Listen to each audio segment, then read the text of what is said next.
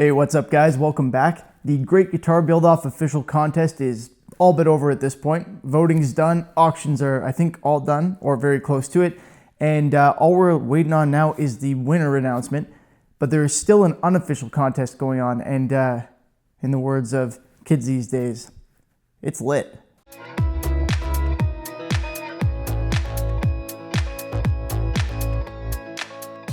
I felt kind of dumb saying that.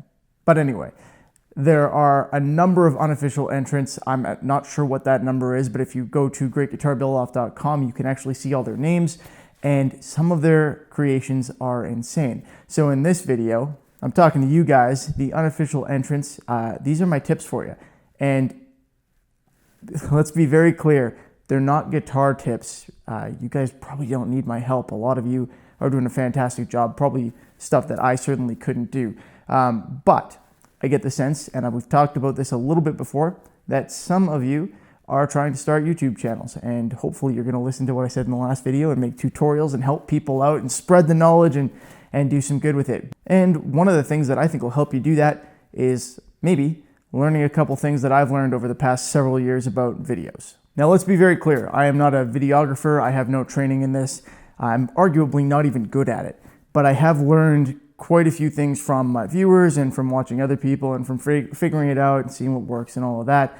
And I've watched a whole bunch of these unofficial guitar build-off videos, and I've got some tips that I think will help you guys make more interesting videos and be able to share your knowledge a little bit better. Well, maybe not better, but in a way that people will like. So here we go. And if you're not an unofficial entrant, two things. One, go check out the unofficial entrants. Like I said, their guitar builds are awesome. The video work on a lot of them is getting better as they go. It's cool to watch. And two, my t-shirt finally came in. See? Available in the link below if you want one. Thank you to the few of you who have picked them up. Appreciate it. Helps support the channel. Really cool of you. And before somebody trash talks me about the size of it, it's a large. Give me a break, guys.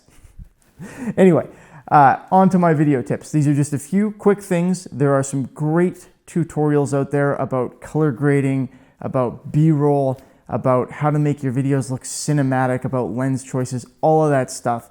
But we're going to keep it very simple. A few top tips that I think are going to help you guys out. So let's start with what I think is the most important one, light. You need to have a bunch of light.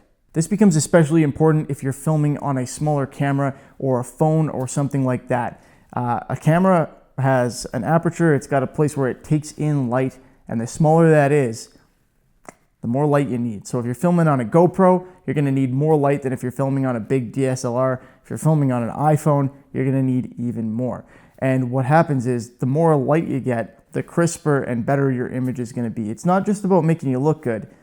It's about image quality. If you film in a darker area, even if you've got that awesome like 4K or 1080p on your phone, it's just not gonna look as good if it's not well lit. Let me show you what I'm talking about. Now, my camera might be set up for some kind of automatic mode. I barely know how to use it, but I think the image quality is gonna get worse in terms of crispness and sharpness if I get rid of a couple of these lights. It certainly will if you're doing it on a phone. Hopefully you don't have to take my word for it. I think that'll show up. Tip number 2, move your camera a bit.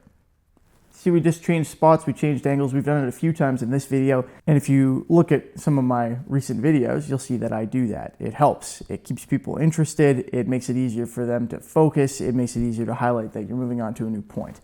If you have the misfortune of watching some of my old videos, I don't do that. There is literally one where I sit and just talk. Just sit and talk for like 10 minutes. The information's good. It's actually a popular video because of the topic, but it is tough to watch. A lot of my old videos were tough to watch. And there are two other reasons why my old videos were tough to watch, and we're going to cover both of those right now. One, energy levels. You know how they say the camera adds 10 pounds? Well, the camera sucks 50% of your energy away. If you talk the way you normally would in a normal conversation, most people will come across like they're bored on video. It doesn't apply to everyone. If you've got someone like Matt from Texas Toast Guitars, #WonderBread Guitars, just yelling at the camera all the time, Well, yeah, he's a high energy guy. Fair enough, that comes across on camera.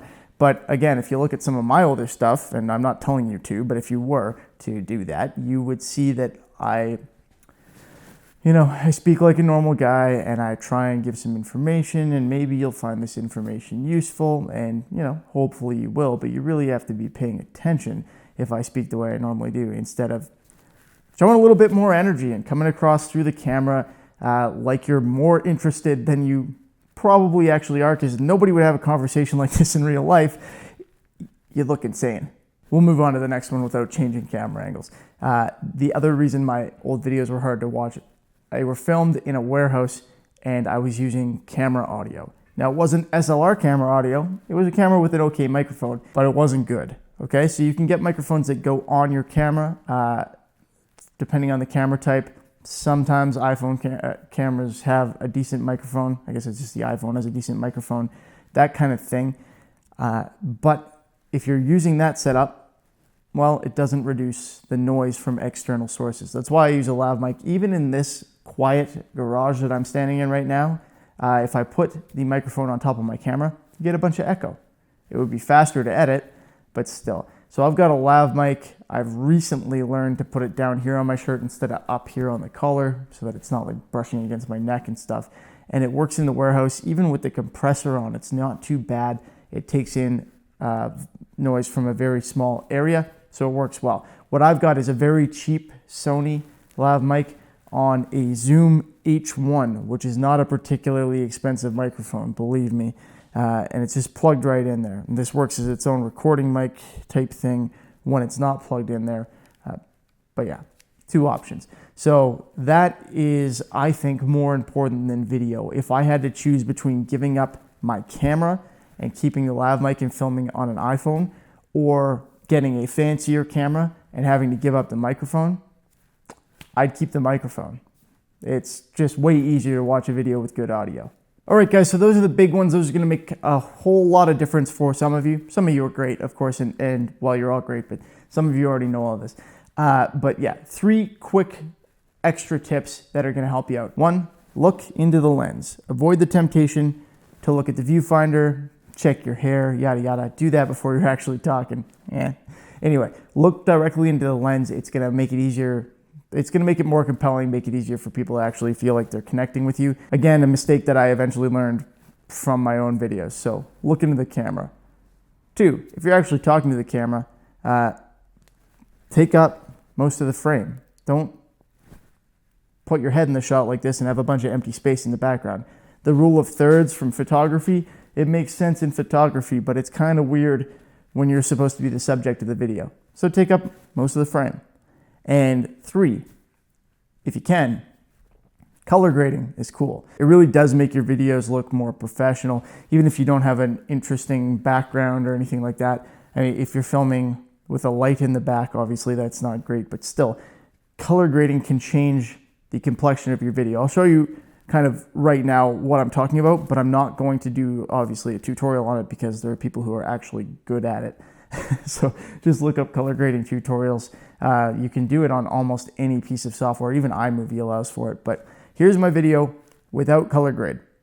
Film in a flat profile so I've got more dynamic range and you can see everything well. And then I apply a color grade. I apply something in post-production. I've got it just set up as a preset. Here it is. Hopefully I can get that to line up properly in the video. Anyway, I've got it saved as a preset and it just takes a few seconds. So once you build your color grade, it's a fast thing to do on your edits that's going to make your video look better. All right, guys, that's it. Those are my tips for the Unofficial Entrants or anybody else who's trying to do tutorial videos. Again, I'm not fantastic at videography, but I have found those things very helpful. All right, I was about to end the video, but I got one more, just one, that I think you're going to find really helpful. It really does add some interest. I just need to set it up. So if I've got a subject for my video, and that isn't me, we're building this right away. Fretwork's done. Anyway, if I've got a subject like this, I'm talking about it, I've got the camera in closer, it's called B-roll. Now, the way that I do it isn't technically B-roll, but take some shots and just leave your voice going and overlay these shots or put some music in and overlay these shots. And I'll show you a couple real quick here, just of like the fretboard. One way to make them smooth, so that you don't need to buy a track or a gimbal or anything else like that, set your camera to higher speed. So the one that I'm filming on now does 60 frames per second. Your iPhone has slow motion that it can do 60, or whatever phone, I assume, can do 60, 120, even 240. You don't need that. But normal video is 27 frames a second, 30. And that's what your eye perceives as normal. So if you film at 60, you can put it at 50% speed and it'll still look smooth instead of looking choppy like crappy slow motion. If you film at 120, you can do a quarter speed. And what that allows you to do is slow down your footage as you're doing your pan shots handheld, and it takes some of the shake out. It makes them look a lot smoother. So I'll just quickly show you a handheld pan shot with me trying to do it normal, and then a handheld pan shot with me using the 60%, or the 60 frames per second rather, slowing it down to 50%. The main point of this tip being use the slow motion to your advantage, but get some B-roll shots in there. They make things interesting.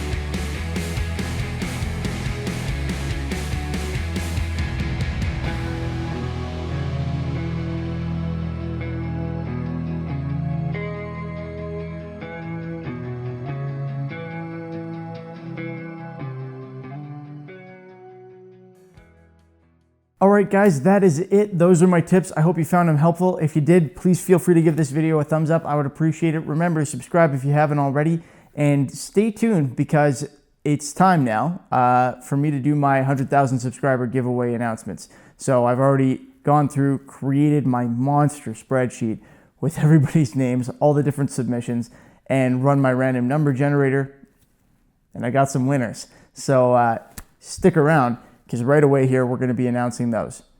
I've also got a very funny video coming up of me boxing up that guitar build-off guitar, because I asked somebody to design a box, and that somebody thought he was real funny. Anyway, thanks again, guys. Hope you enjoyed it. See you next time. Have a good one.